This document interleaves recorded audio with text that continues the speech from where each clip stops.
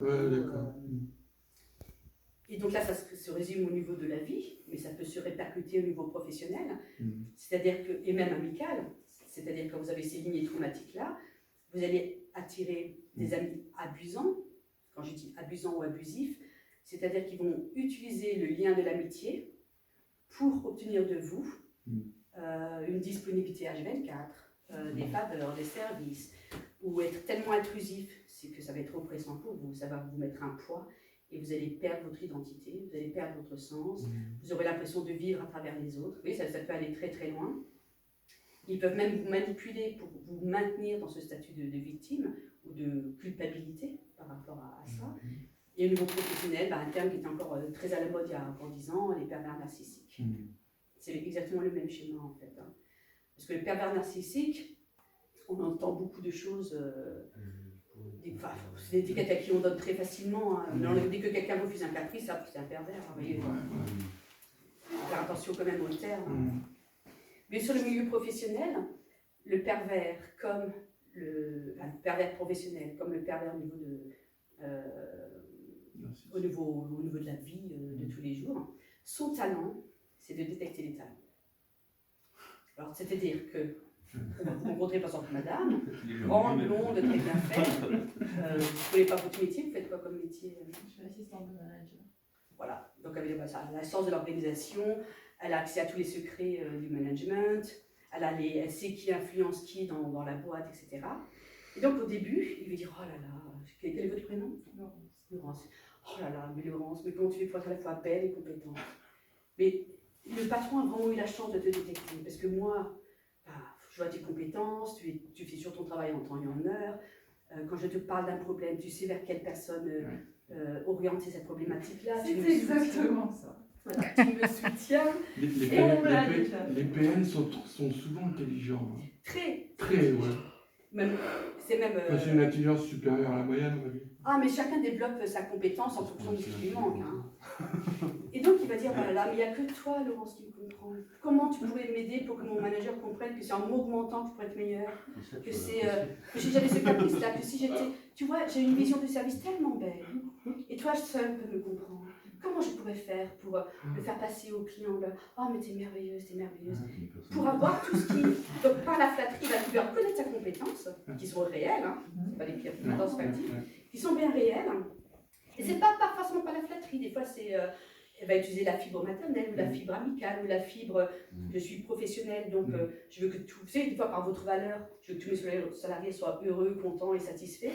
Votre sens de la satisfaction du client interne, qui va appuyer dessus pour faire en sorte que vous compreniez qu'il a besoin d'être entendu professionnellement parlant par rapport à ses sens unique pour cette personne.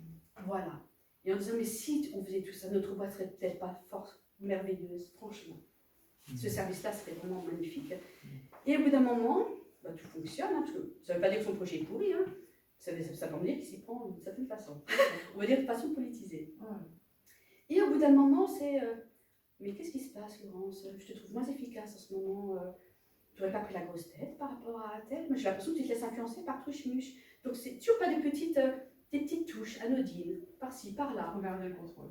Voilà, mais sur le coup, c'est fait de manière tellement couverte, c'est que sur le coup, on n'y prête pas attention. Enfin, on pense ne pas y prêter attention. Sauf quand on l'a déjà vu. Voilà.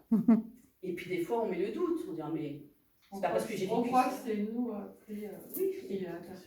Et puis on dit, c'est pas parce que c'est déjà arrivé que ça arrivera encore. Et on se croit nous-mêmes la mauvaise personne. Mais oui, mais comment ça se fait que tu sois devenue si incompétente? Je te trouve moins investie. Non, et même quand on est méfiant, on se trouve la mauvaise personne. Ah oui, mais bien sûr, parce qu'on culpabilise. Il faut savoir que dès qu'on est déjà coupable. Hein. À cause de toi, il y a des vergetures. Donc ça commence là. Il faut quand même dire les choses à qu'elles sont. C'est déjà de ta faute. Tu es né, c'est déjà de ta faute. Ça remporte déjà le préjudice. Voilà, mais ça commence comme ça. Et donc, en fait, par petites touches, et puis il est très joueur. Ça, c'est comme les chats qui souris, les souris fait la morte. Après, il attend qu'elle se relève un peu, il rejoue avec. C'est exactement ça pour lui, c'est un jeu. C'est un jeu, il teste son pouvoir. Oui, pour nous, c'est notre vie. Voilà, exactement. Et c'est vrai que comme c'est fait par touches insidieuses, on lui dit le bénéfice du doute, non, c'est peut-être moi qui ai mal compris, ou celui qui était maladroit. On lui trouve des excuses. Ça veut dire qu'en fait, on devient inconsciemment, la conscience, Et après, on est un peu dans le syndrome de Stockholm aussi. Où on est parfois, mais admirative et dépendant de celui-là. il s'arrange pour le faire croire. Et de la personne compétente, qui est la réalité, il va essayer, je vais faire un raccourci, petit à petit, il va vous amener à croire que c'est grâce à lui que vous êtes compétente.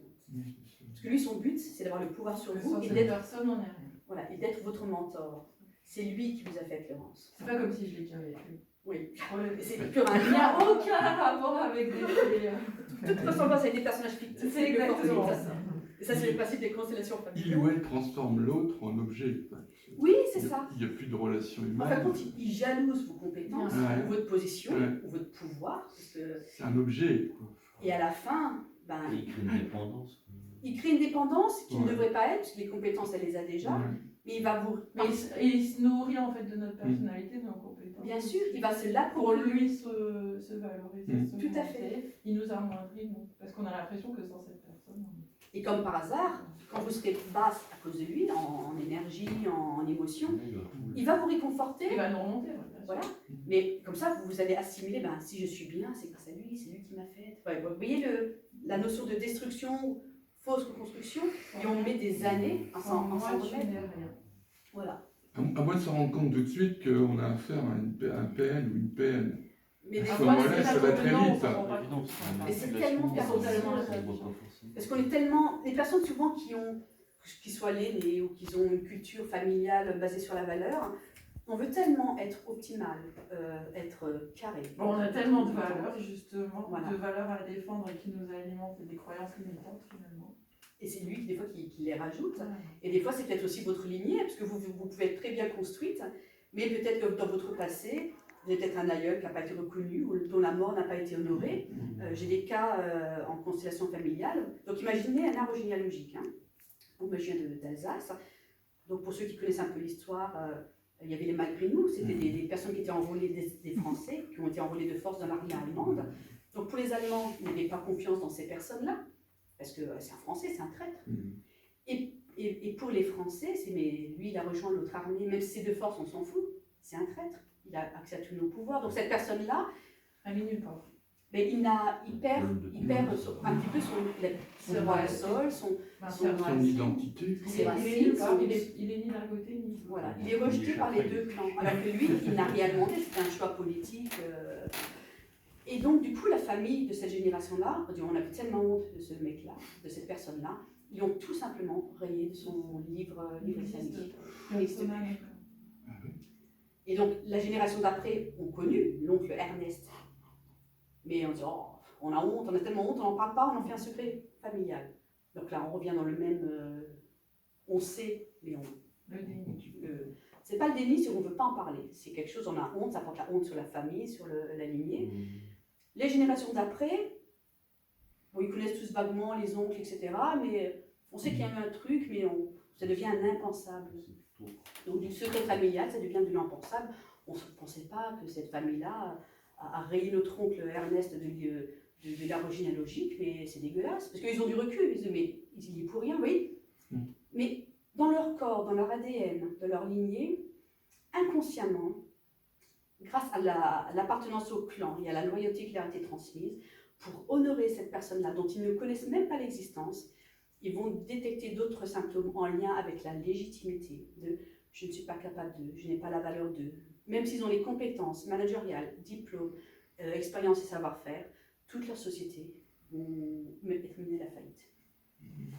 Donc vous imaginez, quand vous vous présentez dans des structures comme Pôle emploi, CCI, vous dites, ben voilà, je suis la 13e boîte que je coule, eux vont vous dire, ben, vous êtes incompétent.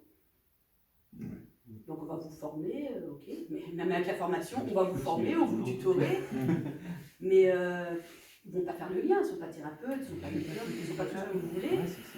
Et donc du coup, ils vont dire, bah, c'est pas pour vous, revenez au salariat. Ils sont eux-mêmes incompétents, en fait. Parce que c'est pas qu'ils sont pas compétents, mais eux, leur boulot, c'est de classer quelque chose de classique, ils vont pas Ils se ont des mettre à cases faire. à cocher, ils ont rempli toutes les cases. Mais ils ne peuvent pas le savoir, c'est pas de leur connaissance. Encore il y a quelques années, les constellations familiales ne sont connues que par les personnes qui ont tellement galéré thérapeutiquement parlant, qui sont passées par 20 ans de psychanalyse, et tout en étant toujours dépressifs.